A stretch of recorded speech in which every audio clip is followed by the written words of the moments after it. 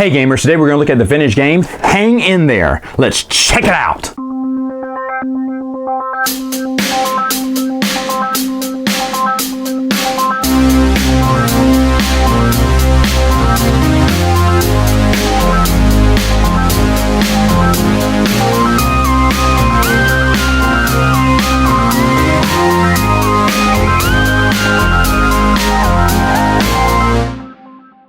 Okay, so the setup for Hang In There does take a little while to get used to. You're going to have to form these brackets, put this little cardboard in the middle of it, put this palm tree in, snap all of these little trees and then their tops on top of them.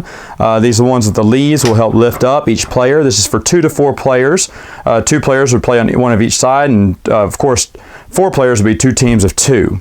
And what you're going to do is you're going to take your 5 critters, either yellow or orange, and then you're going to one by one hook them on here and get them through this maze to where they'll drop in on the beach. And the point is to get all 5 of your characters across to the beach. Now, what you're going to do is you're going to turn this thing on, and then you're going to hit the start button. And when you hit the start button, all the trees are going to start spinning, and you're going to be trying to navigate it through all the trees. So watch this.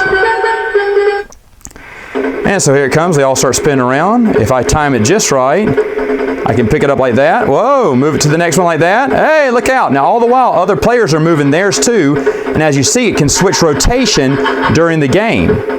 So here I go, moving mine here, moving it up there.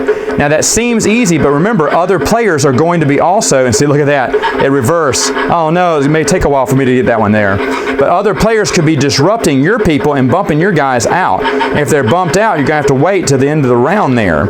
And of course, the player who gets all 5 characters to their beach wins. Final thoughts, what do I think about the game? Well, Luke from Down from the Attic actually told me about this game. Now, I don't think he bought it as of this video, but I decided to test it out because I was like, oh, this does look interesting.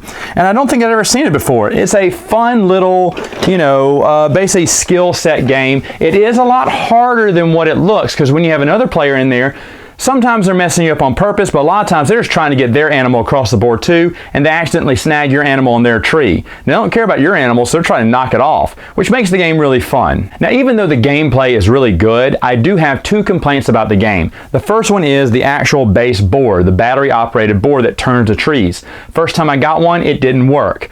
Me and my buddy tried to get it to work, it just wasn't working, so she sent me a new one. And the second one only works when there's a button at the very bottom of the base. Whenever that's pressed, that's when everything works. Now, I think I know what the issue is. I think they thought, hey, they're going to be putting this on carpet, so let's have it when they put it on carpet, it rotates. When they don't have it on carpet, when they pick it up to put it up, and maybe they forgot to turn it off, well, the trees won't turn, it won't burn out the battery. I'm guessing that's what they thought. Because on carpet, the thing plays great. But when I play it on my table, it doesn't turn at all. So I have to put something under there to press a little pad to press that button to make sure everything starts turning when I hit start. That is very annoying. Now, I don't know if that's just my copy or all copies, but I just want to give fair warning on that.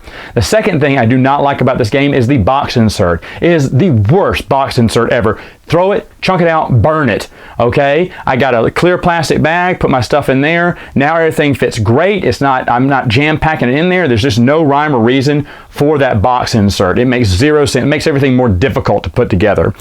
Anyway, other than that, you can get the game for pretty cheap. If it's a game that you think you'd enjoy, then yeah, go ahead and pick it up. Hopefully you won't have problems like I did with the baseboard, but I just wanted to share that with you. All right, gamers, that's all the time I had for now. Until next time, you know what to do. Game on!